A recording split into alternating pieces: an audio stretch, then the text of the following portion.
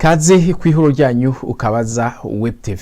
Muri kumwe nanje Irere uri nkuru nkuko musanzwe mubimenyereye. Ku munsi wa gatandatu isaha 2 gushika isaha 2 n'igice amasaha y'Ibujumbura aho hazoba ari mu gitondo.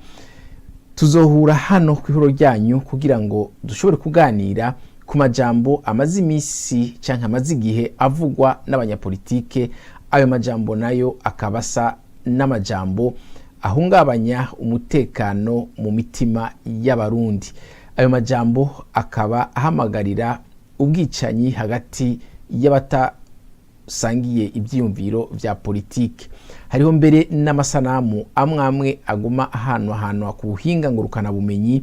Ayo masanamu nayo agatuma abarundi bamwe bagira ubwoba bibaza bati mbega ibyahitiye mu myaka ya kera mu Burundi bigiye kugaruka. Nuko rero abasanzwe bamenyereye kuduhamagara musanzwe mubizi, muze muduhamagare ku nimero za telefone za WhatsApp yacu nkuko muzibona.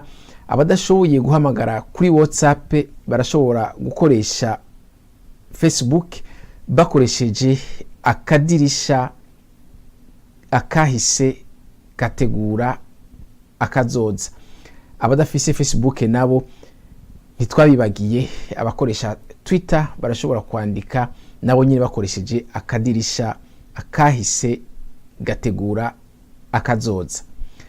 Naho ku munsi wa gatandatu rero itariki 5 Rusama kuva isaha 2 n'igice murantunga kuva isaha 2 gushika isaha 2 n'igice zo mu gitondo amasaha y'Ibujumbura. Tuzosubira rero umurakoze.